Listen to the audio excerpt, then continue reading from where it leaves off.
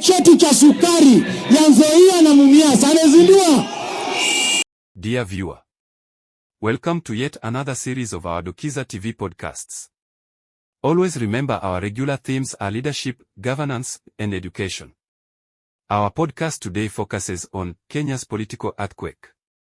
How Western Kenya's shift could sink Ruto's 2027 dreams. Imagine a political storm so fierce it reshapes an entire region's loyalty overnight. That's exactly what's happening in Western Kenya right now. A year ago, Deputy President Rigathi Gachagua was impeached and left for dead politically. Fast forward to July 2025, and he's leading a fiery opposition movement backed by Gen Z, millennials, and disillusioned voters. The crowds are massive, the energy is electric, and President William Ruto's grip on Western Kenya is slipping fast. The fall of Raila's shadow and the rise of a new opposition. For decades, Western Kenya was Raila Odinga's stronghold. But things changed when he shook hands with Ruto and joined government. His allies got cabinet seats and his opposition voice faded. That left a vacuum, and nature abhors a vacuum. Enter Rigathi, Kalonzo Musyoka, Eugene Wamalwa, and a new wave of leaders. Their recent rallies in Western Kenya drew crowds not seen in years. Why? Because people feel betrayed. Ruto promised jobs, lower taxes, and revived sugar factories. Instead, they got higher fuel prices, stalled projects, and sugar mills leased without public input. The anger is real, and the opposition is cashing in. Why Gachagua's comeback is a nightmare for Ruto. When MPs impeached Gachagua in 2024, many thought he was finished, but he reinvented himself, attacking Ruto's failures and positioning himself as the voice of the oppressed. Gen Z loves him because he speaks their language, no sugarcoating, just raw frustration over broken promises. His alliance with Fred Matiang'i, Kalonzo, and Western Kenya leaders like Natembeya and Malala is genius. These are men with grassroots appeals, and they are framing Ruto as an outsider who exploited the region for votes. Meanwhile, Ruto's point men in Western, Musalia Mudavadi and Wetangula, are losing influence fast. Why? Because they are seen as silent enablers of a failing government. Western Kenya's grievances, sugar, jobs, and betrayal. The opposition's messaging is hitting hard because it's rooted in real issues.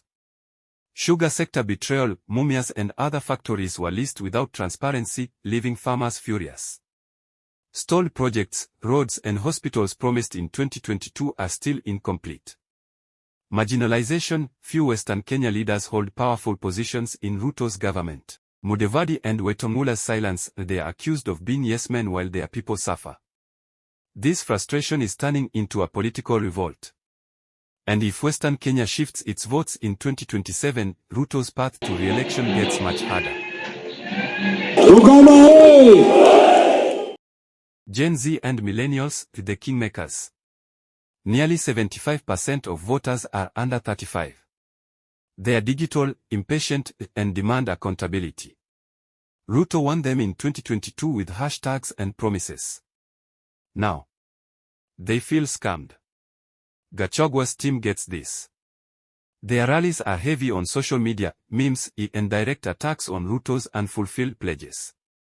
If this energy holds, Ruto could face a youth-led rebellion in 2027. Ruto's dilemma: can he stop the bleeding? Ruto's strategy was simple: co-opt Raila, absorb his base, and rule unchallenged. But Western Kenya isn't warming up to him, it's burning with anger. His options now are limited. 1. Fix the sugar crisis fast, but that means fighting powerful cartels. 2. Revive stalled projects, that requires massive spending amid a cash-strapped economy. 3. Dump Mudavadi and Wetangula, that is risky, because they still have some influence. 4. Divide the opposition, perhaps play Eugene, Kalonzo, and Gachagua against each other.